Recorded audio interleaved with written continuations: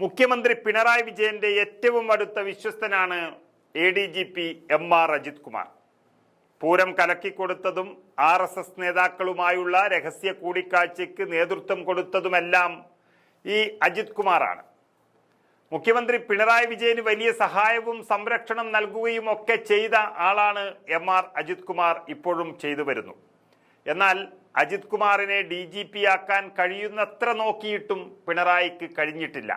അതിനു പകരം പിണറായി വിജയൻ തൻ്റെ DGP ആയി നിയമിച്ചത് കൂത്തുപറമ്പിലെ തൻ്റെ സ്വന്തം സഖാക്കളെ വെടിവെച്ച് കൊന്നു എന്ന് പറയുന്ന റവാഡ ചന്ദ്രശേഖരൻ എന്ന IPSകാരനെയാണ്.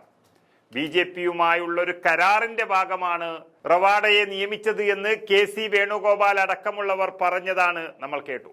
പക്ഷേ CPMകാർക്ക് അത് ഇഷ്ടമല്ലായിരുന്നു.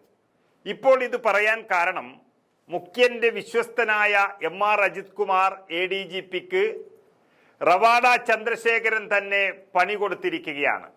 സത്യത്തിൽ മുഖ്യമന്ത്രിക്ക് തന്നെ കൊടുത്ത പണി. അതായത് ശബരിമലയിലെ ട്രാക്ടർ യാത്രയുമായി ബന്ധപ്പെട്ട് ADGP MR അജിത് കുമാറിന് എതിരെ നടപടി വേണമെന്ന് ശുപാർശ ചെയ്തിരിക്കുകയാണ് പോലീസ് മേധാവി റവാഡ ചന്ദ്രശേഖർ.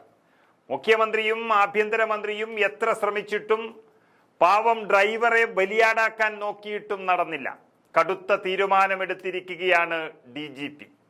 ADGP അജിത് കുമാറിന്റെ വിശദീകരണം തൃപ്തികരമല്ല എന്ന് കാട്ടി ആഭ്യന്തര വകുപ്പ് സെക്രട്ടറിക്ക് പോലീസ് മേധാവി റിപ്പോർട്ട് നൽകിക്കഴിഞ്ഞു.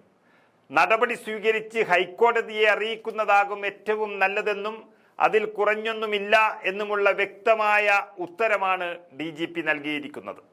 ADGP അജിത് കുമാർ ചെയ്തത് നിയമലംഘനം, അത് ഒരു തോന്നിയാസം പോലെ എന്നെല്ലാവർക്കും അറിയാം. അതുകൊണ്ട് തന്നെ ഇത് സംബന്ധിച്ച പരാതിയിൽ സർക്കാരിന്റെ വിശദീകരണം ഹൈക്കോടതി തേടിയിരുന്നു.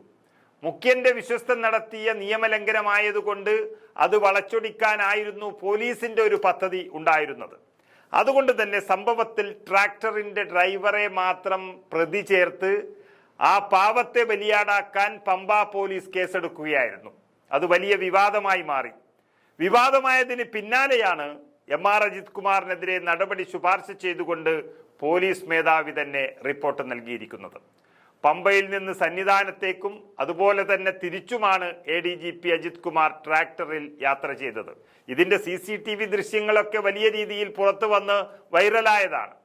ഇത് പാടില്ല എന്നിരിക്കെ കാലിന് വേദന ആയതിനാലാണ് ട്രാക്ടറിൽ സഞ്ചരിച്ചത് എന്നായിരുന്നു അജിത് കുമാറിന്റെ ഒരു വിശദീകരണം. അതായത് പമ്പ സന്നിധാനം റൂട്ടിൽ ചരക്കു നീക്കത്തിന് മാത്രമേ ട്രാക്ടർ ഉപയോഗിക്കാവൂ എന്നാണ് ഹൈക്കോടതി തന്നെ വിധി പറഞ്ഞിരിക്കുന്നത്. ഡ്രൈവർ അല്ലാതെ മറ്റൊരാളും അതിലുണ്ടാകാനും പാടില്ലെന്നും 12 വർഷങ്ങൾക്ക് മുൻപ് പുറപ്പെടുവിച്ച വിധിയിൽ ഹൈക്കോടതി വ്യക്തമാക്കിയതാണ്. ഈ നിരോധനം നിലനിൽക്കെ അത് വകവയ്ക്കാതെ ഹൈക്കോടതിക്ക് പുല്ലുവില നൽകിയാണ് അജിത് കുമാർ ട്രാക്ടർ യാത്ര നടത്തിയത്. വിവാദമായതോടെ ശബരിമല സ്പെഷ്യൽ കമ്മീഷണർ ഹൈക്കോടതിയിൽ റിപ്പോർട്ട് സമർപ്പിക്കുകയും തുടർന്ന് ഹൈക്കോടതിയിൽ നിന്ന് രൂക്ഷ വിമർശനം ഉണ്ടാകുകയും ഒക്കെ ചെയ്തു. അതിനുശേഷമാണ് മുഖ്യമന്ത്രിയുടെ വിശ്വസ്തനെ പൂട്ടിയിടാൻ DGP തന്നെ തീരുമാനിക്കുന്നത്. ഇത് മുഖ്യമന്ത്രി പിണറായി വിജയനുള്ള DGPയുടെ ഒരു താക്കീത് കൂടിയാണെന്ന് പറയേണ്ടി വരും.